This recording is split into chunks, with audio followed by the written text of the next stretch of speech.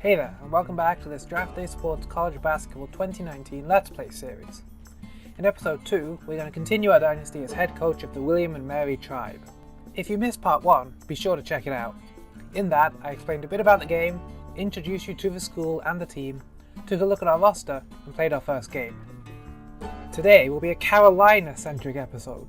We will play 3 games, first at home to Furman, and then back-to-back trips to North Carolina, as we face off against UNC Asheville and then East Carolina. These teams profile to be more of a stern test than North Alabama, whom we played last week, and the results will tell us more about the true strength of our team. Let's start by taking a look at the Furman team, who will be our first opponents of the episode. Furman is a liberal arts school from South Carolina and a member of the Southern Conference. In real life, they caused a stir this year, as they started the season 12-0, including a win on the road at Villanova, and received an AP poll ranking for the first time. Back in the game, my assistant coach believes that we should be favourites to win, with Alvin Vidoni in particular looking to be well matched against his Paladin opposite number. Furman's only game so far this season was on the road to Central Arkansas. They lost 71-55. A look at tonight's starting lineups. Furman leads off with a lot fewer seniors than us. Will it be a case of youth beating experience? Here's the tip of the first game of the day. We win the jump.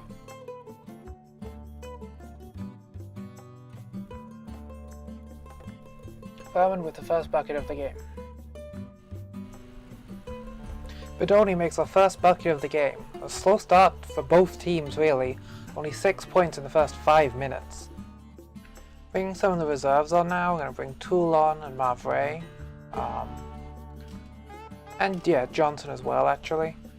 Just to it's been a very bad start for games. It's 10-2 after almost 8 minutes. We've been terrible shooting.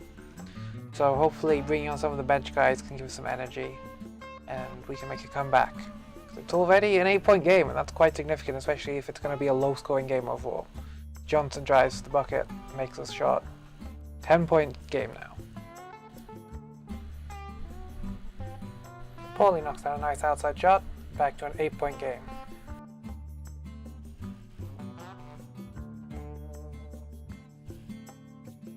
Eschmeyer drives, makes a shot, 11-point game. Nunn hits a nice free before the half, 8 seconds left.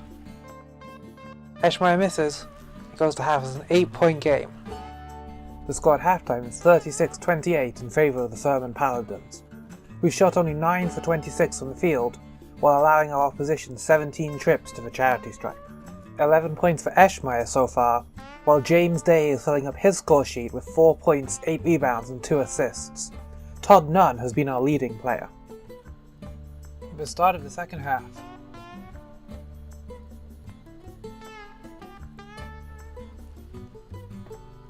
Back with the drive and the score. It's a good start to the second half for us. Just a 6-point game now. Williams with the block.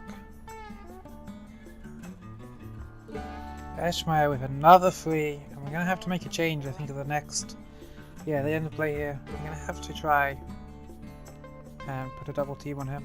I think that's just the only way we can really match up there. So let's try that and see if it's any better. Back drives, nice layup, and it's not just a 1-point game. A good run from us here. Some foul shots, some inside play from Beck. It's just a 1-point game. Oh, and Eschmeyer's double team forces him into a turnover. It's early days, but it's looking like the strategy is playing off. We're definitely going to stick with the double team for a while, especially as we rotate out some more guards.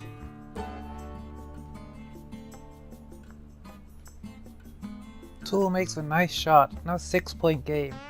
Just like last game, we've done much better in the second half than in the first. 4 foul in the center. In the second half, we've been doing a much better job at avoiding fouls ourselves and getting fouls on them.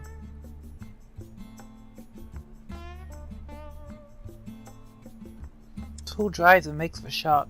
13 points now. He's having a really good game. He was good last time too. It's interesting because he's really not rated well. Maybe we'll have to have a look at that later. Try and figure out why he's doing well.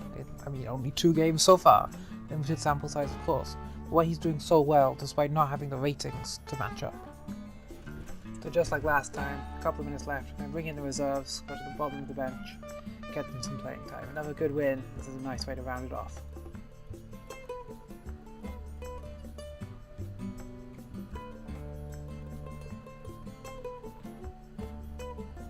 Thorny hits the 3-pointer to end the game. The final from Williamsburg, Furman 62, William & Mary 83. A swing of almost 30 points in the second half, as a disappointing opening period gave way to domination in the second. Furman was ice cold in the second half, shooting poorly and also turning the ball over 10 times. Eschmeyer finished with 19 points, but Vidoni took away 4 steals on our side. Nunn had a great game, racking up 15 and 7, which is good to see after his poor start in the first game.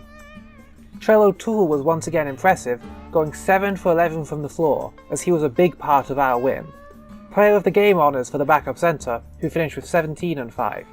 Following the Furman game, next we head on the road for our first game away from Williamsburg. We'll be facing UNC Asheville, a Big South team from the western part of the state.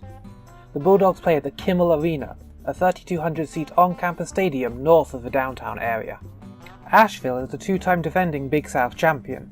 However, they've had a slow start to the season, losing to both South Carolina State and Elon. Hopefully, we were able to make their record 0-3. My assistant coach's scouting report says that actually, the Bulldogs should be slight favourites at home, with freshman Ashley Thornton being particularly dangerous. The 18-year-old is already rated as a 4-star player, and we'll have to keep our eye on him. A look at the teams. Some talented underclassmen in the lineup for Asheville. Berg with the drive and the layup. Toole with the drive and the layup. 4-point lead for William & Mary now. And now a steal for Toole and a dunk for Johnson. So some more good play by Toole. A 6-point lead now. After a back and forth early period, are we making our move now? Dudley with a nice inside J. 7-point game now. Dunn with the last shot, blocked by Williams. McConnell brings it in, but no chance to get a shot up. So a 2-point lead at halftime for William & Mary. And one chance for Paulie. A nice drive, good bucket. Let's see if he can get the foul shot. Again, 3-point lead. The old-fashioned 3-point play there for Paulie, who's had a quiet game so far. 3 assists is good though.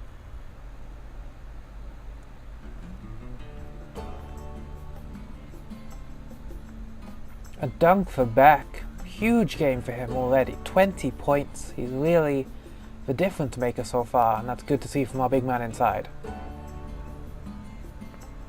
James Williams knocks down the tray from the outside. 9-point lead. With a good start to the second half, just as I wanted. So midpoint of the second half here, 10 minutes to go in the game. I'm just rotating my starters back in, and I'm going to make a tactical adjustment. We're going to try and focus more inside. Beck is having a really great game, 20 points already as you can see down here, and a lot of Asheville's best players, well really Williams, Thornton, Valdez, are perimeter players. So I'm going to go heavy inside and really try and feed Beck, feed Williams, take advantage of what could be a mismatch inside and not give Thornton, Williams, Valdez a chance to beat us athletically on the perimeter. So we'll try this for a bit, see if it works. Beck is already at 20 points. If we can feed him, it could be a key to success. We lead by 4, so let's see what happens in the next 10 minutes. Beck drives and gets a dunk, so already inside play maybe starting to pay off. But Brown drives and ties it up on the other end. Brown has been good off the bench. I think he's their backup point guard as Beck gets another dunk. Fast break, Dudley to Beck. What a game he's having. Back to back, Brown misses. Up and down. Good game here, it's entertaining. Tool drive, makes it and one. This could be a huge play right here, opening up potentially to a 5-point game. There it is. But now Thornton hits a 3-pointer. Turning into a shootout here in Asheville. Beck with the block. 2 blocks. Huge sequence from Beck there. Really imposing his will inside. Great game from him. See if we can close it out. Beck drives and gets fouled, so his opposite number Postel, the starting centre for Asheville, fouls out. Beck will get 2 shots at the line to try and make it a 2-possession game. He misses one, he makes the other. 4-point lead. See if we can close this out here. Oh, but now Beck fouls out on the other end. I had to keep playing him. He had 25 points. He played quite a lot of this second half of the second half on 4 fouls. But he's done now. 2:24 left. Asheville will head to the free throw line, and we'll have to put in Trello Tool and see if we can close this game out without our star player.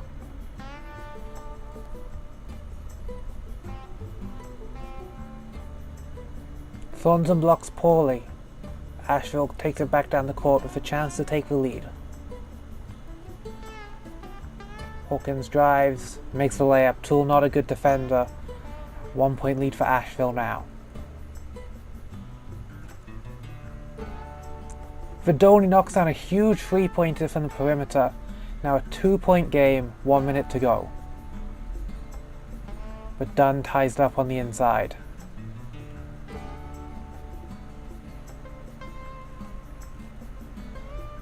Tool shoots and fouled, so he'll have 2 shots from the line to try and retake his lead. 49 seconds remaining.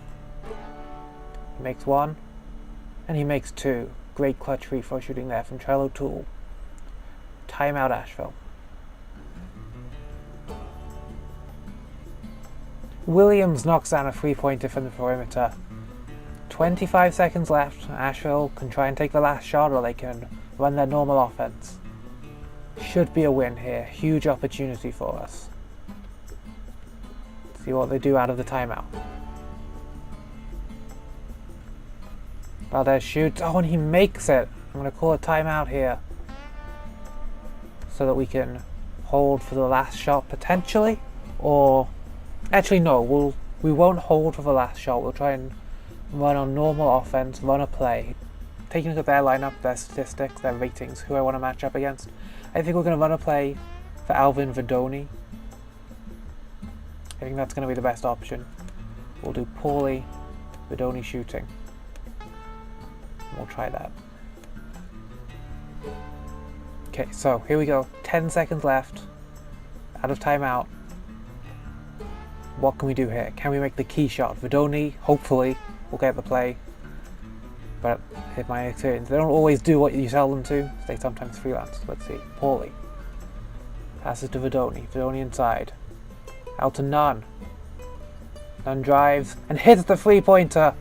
Not quite a buzzer beater, with just 1 second left. He beat his man, made the huge tray, and that should be enough. They shouldn't be able to get a meaningful shot off here. Let's see what happens. McConnell, yes, couldn't get a shot off. And so that's the win for William and Mary. 3 points over UNC Asheville. Not much defense on either side, but a huge win for us. So a dramatic win takes us to 3-0. They hit us hard on the glass, pulling down 11 offensive rebounds compared to just 4 for us. But we were able to translate our inside play into scoring. 38 inside points for us. The difference in the game probably came through turnovers, as they handed the ball over 7 more times than we did. 12, 4 and 4 with 2 steals and 2 blocks for Vidoni, a quarter century for Beck, and 15 off the bench for Tool. Adam Paulie bricked 5 of his 6 outside attempts. A big day for our centre. He was a huge weapon inside and gave us a threat that Asheville couldn't match up against. Next we play against East Carolina. The Pirates are a member of the American Athletic Conference, a significantly stronger loop than the teams we have played so far. The scouting report rates ECU as being slight favourites, with power forward Rod Nathaniel standing out in particular. A look at the game's starting lineups.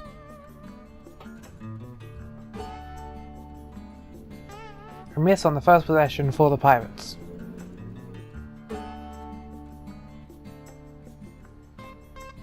Vidoni makes our first bucket of the game.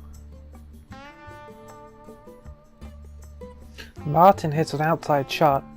Already an 8-point game, a really poor start for us. Bad shooting, bad turnovers. Disappointing, we need to pick it up. We can't afford to be making these bad starts to games. Dudley with a nice shot. 6 points now. Vidoni with the steal, passes it up to Dudley who lays it in. Tool with the steal. None misses the dunk. Oh, mistake there. I can't be missing opportunities like that.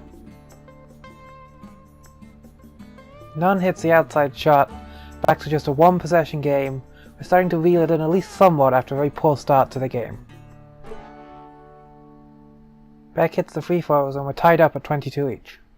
Giving LeBarry a little bit of a run at the 2. It's not his natural position, but I think it's worth a try, just to get him some minutes and give Paulie a couple minutes rest here late in the first half. Battier with the outside shot, a devastating run by East Carolina. It's gone from being a level game to 12 points almost in the blink of an eye. Beck does at least get some free throws here. 10 points now. It's not looking good. Battier knocks down the outside shot. A 14-point lead now. Really need to... Oh, Beck misses his shot. My goodness. This could be the difference in the game. At halftime, East Carolina 46, William & Mary 35. Really not good enough, I'm afraid. Beck hits the outside shot, back to just a 10-point game. Good game for Beck today. Another free for Beck. His inside-outside game makes him a real threat offensively. So after the first time out of the second half, I'm going to shift our offensive focus to be heavy inside. I feel like with Beck and Williams especially, but Tool as well I expect, that's where our advantage is. We seem slightly overmatched on the perimeter. They seem to have a good backcourt, good small forward, but I think that if we focus inside, that can be our advantage. Towns drives, lays it in. It's a 20-point game now. Really disappointing. This is, I suppose, the nature of playing an American Conference team. East Carolina is a better team than who we've been playing recently. Just higher quality players. On the road. So yeah, bringing us back down to earth perhaps after our last good win, starting the season 3-0. You know, this is a more realistic expectation of what we'll get to start out with, playing good teams. East Carolina, a solid team, better than us.